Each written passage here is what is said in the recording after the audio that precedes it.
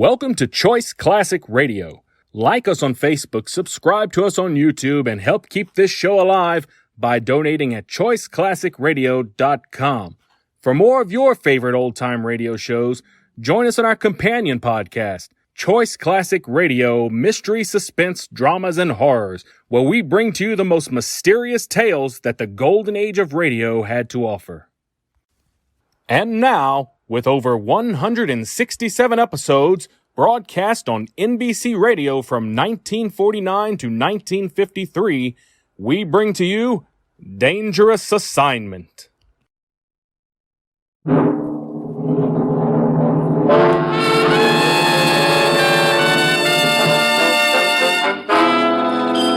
Dangerous Assignment, starring Brian Donlevy as Steve Mitchell.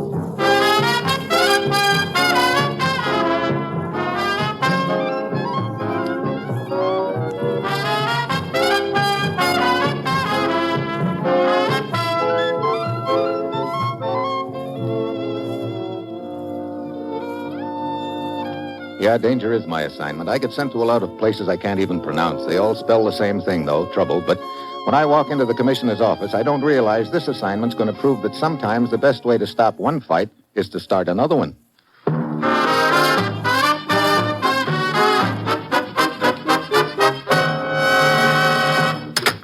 Morning, Commissioner. You sent for me? Steve, I don't think you're going to like this assignment. Well, break it to me gently, then. What am I supposed to do? Step in the middle of a fight between two women? Oh, brother, anything but that, Commissioner. It's vitally important we patch up a family squabble, Steve, because of a lease our government has, or had, I should say, on a certain strategic mining property in the Belgian Congo. What's the trouble? That lease expired a month ago. We've been trying to get the owners of the property together so we could negotiate another lease, but it seems the ladies aren't on speaking terms. Oh, that sounds just peachy for me. One is the widow of Aristide Bergerot, the original owner. The other is Bergerot's sister.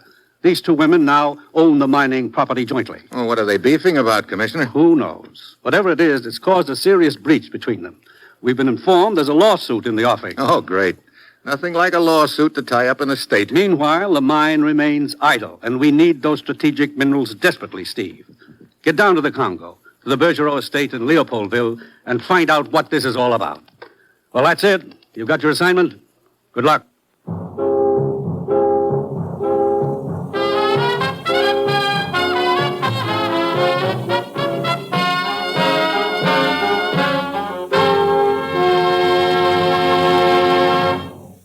The National Broadcasting Company is presenting Dangerous Assignment, starring Brian Donlevy in the role of Steve Mitchell, colorful two-fisted government agent. At all those places of the world where danger and intrigue walk hand in hand, there you will find Steve Mitchell on another Dangerous Assignment. Thursday evening, you'll want to be on hand when over most of these stations, NBC presents such stellar shows as Truth or Consequences, The Roy Rogers Show, Father Knows Best, The Judy Canova Show, and Eddie Cantor's Show Business Show. All 5 of these programs bring entertaining radio listening into your home. There's Western Song and Adventure with Roy Rogers, zany stunts and heartwarming performances on Truth or Consequences. Delightful family comedy with Robert Young starring in Father Knows Best. Down-to-earth entertainment from Cactus Junction on The Judy Canova Show, and Memories from the Past, when Eddie Cantor presents his Show Business Show. Yes, hear them all each Thursday on most NBC stations.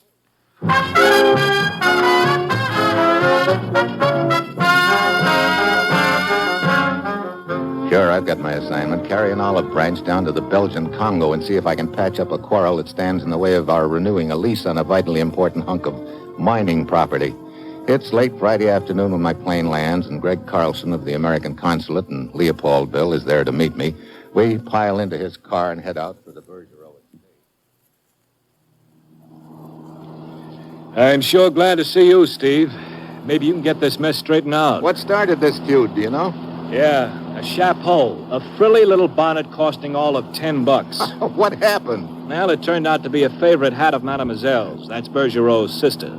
And Toto massacred it. Toto? A French poodle. He belongs to Madame. That's Bergerot's widow. So a dog chews up a hat and away we go, huh? Well, one thing led to another in Wango. A lawsuit is in the works. Because of the hat? Oh, no. That happened a long time ago. Since then, many rumors and insinuations all spread around by both camps. You want to hear the latest word? Sure. There seems to be some question as to the widow's claim to her half of the Bergerot estate. What? Mademoiselle's friends seem to think that maybe Madame is a phony, that Aristide Bergerot never married. Do they have any proof of this? Oh, no, but here's the way the story goes. The widow claims that she and Bergerot were married in a small Belgian town during the early part of the war. He was a flyer, got himself killed in a crash shortly afterward. Oh, there must be a record of the marriage. Oh, no. The town hall and the files were destroyed in an air raid. Doesn't the widow have a marriage license? No. Great. That is, she did have one, but it's been, misplaced. Interesting, huh? Very. So the battle rages. Now they've started in on Henri. And just who is Henri? He's on the widow's team. Sort of a boyfriend, I guess. She met him a couple of months ago. Nice sort of a guy, but Scuttlebutt said he's a fortune hunter, that he made a play for Mademoiselle and she turned him down. Madame caught him on the rebound. Hey, about this lawsuit, Greg, how far has that progressed? Well, it hasn't reached the courts yet, and it won't if Van Leuven has anything to say about it. He's the family lawyer. He handling the case? Like a hot potato. Poor little guy's on the spot, right in the middle of the beef. He doesn't know what to do. If he goes through with the case, Mademoiselle gets sore. If he doesn't, Madame blows her top, huh? Yeah. Oh, there's the entrance to the estate up ahead, Steve. The big gates on the left. Hey, looks like quite a layout. Oh, it is. Everything but gold doorknobs. I wonder where the gatekeeper is. Is it locked? Not usually. Well, allow me.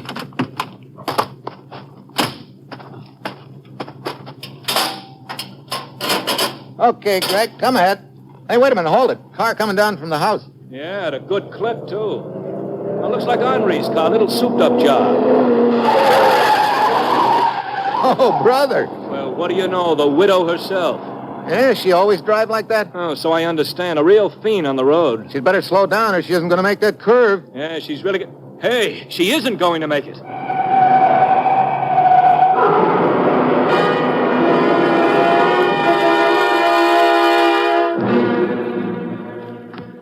Can you get in on that side, Steve? Yeah, I think so. If I can force this door open. There it is. You okay? Out cold.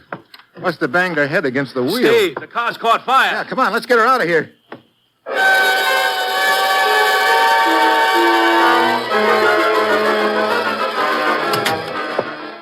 How is she, Mr. Van Leuven? Well, she's regained consciousness. Doctor says she will be all right. A few bruises, nothing more. Oh, glad to hear that. Oh, this is Steve Mitchell. Ah, Monsieur Mitchell, how do you do? Mr. Van Leuven? Most fortunate it was that you and Monsieur Carlson arrived at the scene of the accident as quickly as you did. Foolish girl. She drives like a maniac. Yeah, she really tore out of this place. Where was she going in such a hurry? Into town, I suppose. And she wasn't staying around for our meeting? Huh? No. When she learned of your coming, she made it quite clear to me that she would not discuss the lease until the matter of her right to the estate was settled. I'd like to talk with Mademoiselle Bergerot, the sister. Is she around? She was to be. I myself talked with her on the telephone last night and arranged. But this morning I learned that she was gone. Gone? Where? On another of her hunting trips into the jungle. Oh, fine. When do you expect her back? No, who knows, monsieur? About this lawsuit. Oh, idiotic. Sheer nonsense, Monsieur Mitchell. And I have told Madame Bergerot so. Still, Madame insists. I see. One more thing. Did Madame say anything about the accident, how she suddenly lost control of this Henri's car? She admitted traveling at high speed. Then the car swerved. That's all she remembers. Okay, Mr. Van Leuven, thanks. Now, if you will excuse me. Sure. Well, Steve, looks like you're off to a great start. Madame refuses to talk to you, and Mademoiselle slips away into the jungle. What do we do now? I'd like to have another look at the scene of that accident. Come on.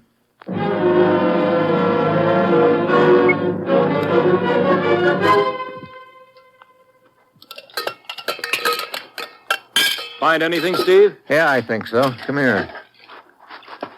Here, take a look at this. Steering rod? Uh-huh. Look at this break here. A little too clean cut. Might have been worked over with a hacksaw. Yeah. Tell me, Greg, how far is the Bergerot hunting lodge from here? Inland, about 80 miles. Why? I think I'll run up there and have a talk with Mademoiselle. Well, river steam can get you to Sankaroo by morning. We can just about make it if we leave right now. It's an old paddle wheeler. Let's go.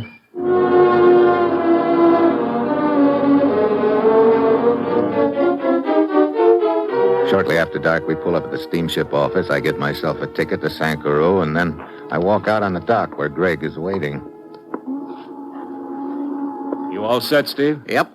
Hey, gangway's over here. Mm-hmm. You sure you don't want me to come along? Oh, you'd better stick around here in town and keep eyes on things. All right. I'll take care of... Uh-oh. Well. Monsieur Carlson, this is a surprise. Oh, hello, Henri. How are you? Oh, fine, thank you. Taking a little trip? Oh, no, I was just seeing a friend of mine off. Steve Mitchell, Henri Hubert. Enchanté, monsieur. Mr. Hubert, you going aboard too? Oh, yes. A little pleasure trip. I like to get away like this on occasion. I find the river journey most relaxing. We'd better hurry aboard, Monsieur Mitchell. Right. Goodbye, Monsieur Carlson. Have a good trip. So, that's Henri Hubert, huh? Madame's boyfriend. Yeah. I wonder what he's up to. A pleasure trip, he said. Well, I'd better shove off. I'll see you when I get back, Greg. Yeah, and take care, Steve.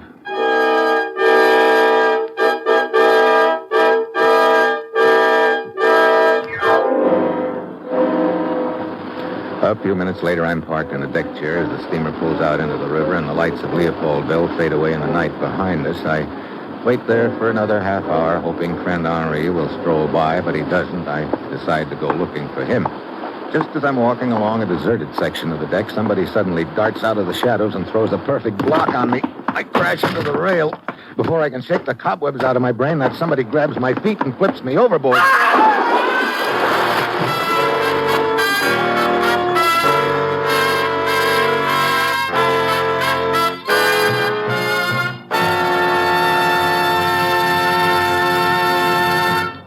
In just a moment, Brian Donlevy will continue his dangerous assignment. Every American benefits from the hard work and strong influence of the scouting movement in building a better nation in which to live. And during this anniversary week celebration, scouts throughout the nation will rededicate themselves to the Scout Oath. The purpose of this rededication is to instill in the minds and hearts of all young men a deeper sense of obligation to preserve at any cost the heritage of America. When you see the scouts wearing their uniforms this week, you'll know that young America is steadfastly holding to the high standards of citizenship instilled by the Boy Scouts of America since the founding in 1910. Now, if you'd like to become a unit leader in their program of character building and training for good citizenship, please contact your local Boy Scout Council office.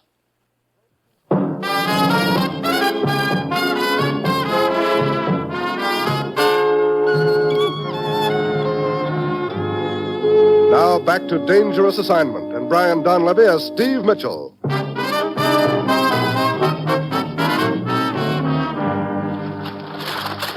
When I pop up to the surface of the water again, I see the boat sliding by me in the night. Then I realize I'm being drawn in towards one of the giant paddle wheels. I try to swim away, but the suction's too strong for me.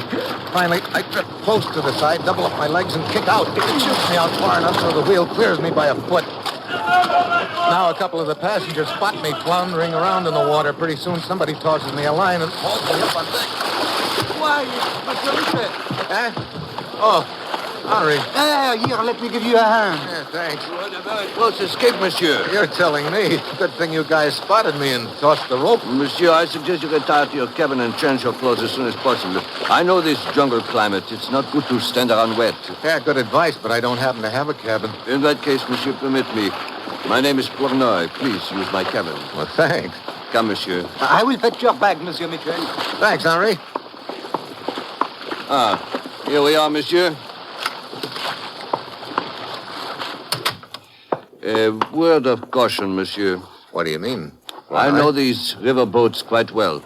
In the future, it would be much safer to leave your valuables with the captain. Valuables? Jewelry, perhaps, a diamond, an unofficial transaction. I have traveled this river for years, monsieur. I know the types of business that flourish here. Well, I've been taken for a lot of things in my day, but never a diamond runner. Come in. Your suitcase, Monsieur Mitchell. Oh, thanks, Henri. Oh, this attempt on your life, it upsets me greatly. Me too. You know, in some way, I feel rather responsible for you. How so? Oh, because of our mutual friend you are with back on the dock. Oh, you mean Greg Carlson? Oh, yes, a most charming person. Yeah, you known him long? No, only since the Bergerot cocktail party of some 2 months ago. You see, Madame Bergerot, a dear friend of mine, invited me. Greg Carlson, of course, was the guest of Mademoiselle. Wait a minute. He was with Mademoiselle Bergerot? Ah, oui, Madame's sister-in-law. Mademoiselle and Carlson at one time were rather interested in each other. I see. But hélas, Mademoiselle has always had many suitors besides Greg. He has not spoken of her lately. A broken romance, perhaps. Eh bien, we do not wish to speak of such things, eh? Yeah, that's probably it. I changed into dry clothes, wondering why Greg didn't mention his friendship with Mademoiselle Bergerot. Could be the reason Henri came up with. On the other hand, could be something else. At dawn, we dock at the little river port of Sankaroo. I go ashore and look up a guy whose name Greg had given me, a white hunter named Stryker. I hire him to take me to the Bergerot hunting lodge, and an hour later, we're deep in the jungle. Lodge isn't too much further, Mitchell. That's good. This is pretty rugged country, Stryker. Yeah. Is it Mademoiselle Bergerot you want to see? Yeah. I doubt very much if you'll find her at the lodge. Oh? I saw her in Sankaroo yesterday. Said something about trying a hunt in the Atala country. That's to the west of here, you know. Think you could find them? Well, we shouldn't have any trouble tracking them. This is the fork of the trail we're coming to now. One branch leads toward the lodge, the other one towards the Atala country. We just take this branch. What's the matter? Oh, that's strange. Quite a few tracks from the west heading for the lodge. You think the hunting party came back? It'd be an awfully short trip for them if they did. Look, you better stay here, Mitchell. I'll go along the trail a bit for looks. Stryker disappears around the bend in the trail. I light a cigarette. My lighter slips out of my hand. I bend over to pick it up. The slug bounces off a rock beside me. I hit the dirt. A moment later, Stryker pounds into sight. Mitchell, what happened? Somebody trying to play bullseye with me. I heard somebody moving on the trail ahead of me. Just before the shot. Come on. We start carefully along the trail, and I'm giving Stryker and his gun a few side glances. He could have done it. Then we round a bend in the trail, and there, right in front of us, is a woman with a rifle. What? Oh, Stryker. What? It's Mademoiselle Bergerot. Yes, I heard a shot. I came back to investigate. Oh? I thought you'd gone hunting in the Atala country. We did, but 2 of the bearers were clawed rather badly. I canceled the trip and we returned. We were almost to the lodge when I heard the shot. Was it either of you who fired it? No. Oh, this is Steve Mitchell. He's been looking for you. For me, monsieur. Yeah, here are my credentials. United States government agent. You and your sister-in-law own a piece of strategic mining property formerly leased to us. Oh, yes. The lease has expired, and we've been trying to renew it, but you and your sister-in-law seem to be involved in some sort of a dispute and can't get together. That's why I'm here. I see. Come, let us return to the lodge. This trouble between myself and Amalie. That's your brother's widow? Yes. It is idiotic, all of it. I have come to realize that more and more the last few days. Foolish things, hurtful things were said by both of us. I personally would like to put an end to it, but that is up to her. I see. There's a rumor that she's a phony. Wasn't ever married to your brother. I did not start that rumor, but I have heard it. I do not know what to think. When I received letters from my brother during the war, he mentioned a romance with Amalie. Then there was no news for some time, and finally a letter from Amalie telling of my brother's death. She said they had been married shortly before. Oh? I invited her to live with me. I never questioned her story until the rumor started. Then I found it strange she could not produce the wedding certificate. She said she must have misplaced it. There's the lodge up ahead, Mitchell. Yeah, that looks like Henri Aubert waiting there. Oh, yes, it is Amalie's friend. Ah, we meet again, Monsieur Michel. So we do, Henri. Monsieur Michel has come to try and patch up the family feud, Henri. Ah, then we have the same purpose, monsieur. Do we? Oh, bien sûr. That is why I have made a trip up here, to do what I could to settle the differences between Celestia and Amalie. This trouble has gone on long enough. Well, I'm afraid you didn't do so well settling your friend Amalie's troubles. How do you mean? You loaned her your car. But of course. She had an accident. What?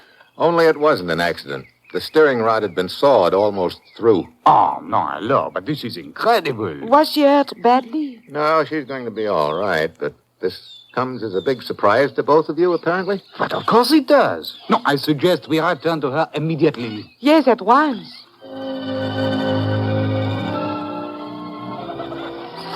We start back along the trail to Sankuru. Stryker leads the way. Celeste is next. Henri follows her, and I bring up in the rear. Then I hear a few faint crackles of brush behind us. Somebody's following. I let the others go on ahead without saying anything.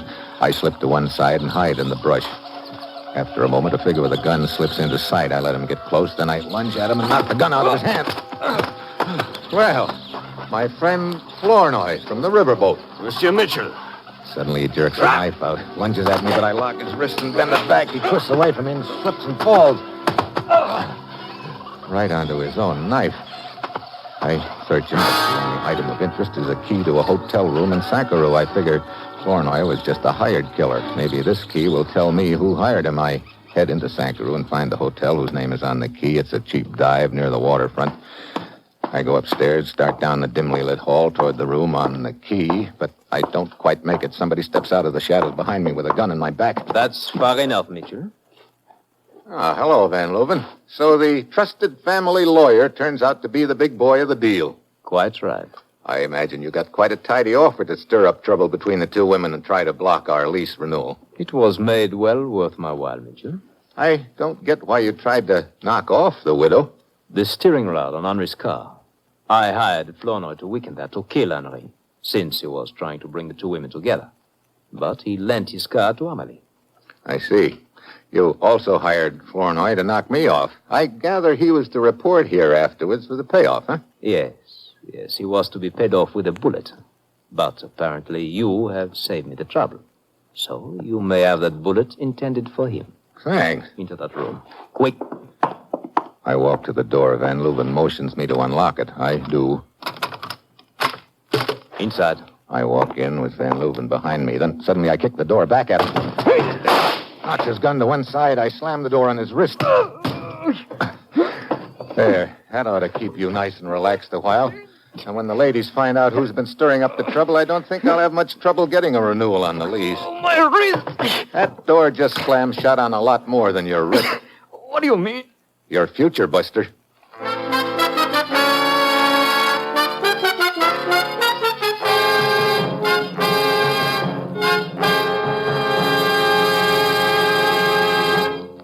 Our star, Brian Donlevy, will return in just a moment. Daytime listening here on the NBC Radio Network is just what you busy homemakers need to chase away those housework blues. You'll hear comedy, drama, and musical entertainment when you set your dial to this NBC station. For comedy, we have The Bob Hope Show, Double or Nothing, and Bob and Ray, to name only a few. There's drama from real life on Strike It Rich with Warren Hull and on Welcome Travelers with Tommy Bartlett.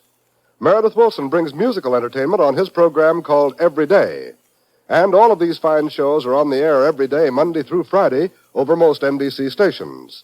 So make it a regular habit to turn on the radio and leave it set to this NBC station for the finest in daytime radio entertainment. Each day, Bob Hope has a lady guest editor to provide interesting and instructive minutes to his program. Bert Parks plays Double or Nothing each weekday, and the results mean enjoyable listening for you.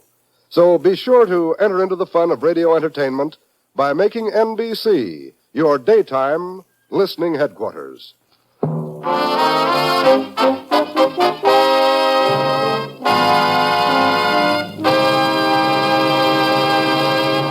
Next week, Tokyo. Tea for two and a slug for me. And that will be Steve Mitchell's dangerous assignment next week.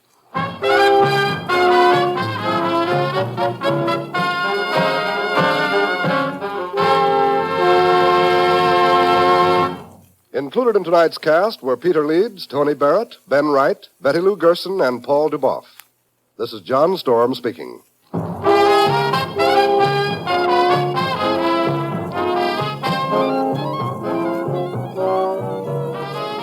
Dangerous Assignment, starring Brian Donlevy in the role of Steve Mitchell with Herb Butterfield as the commissioner, is written by Bob Reif and Adrian John Doe and is directed by Bill Karn.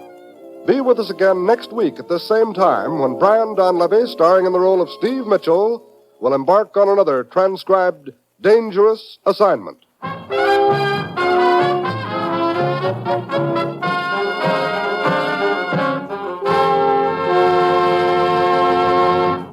Tomorrow, hear both Truth or Consequences and Father Knows Best on NBC.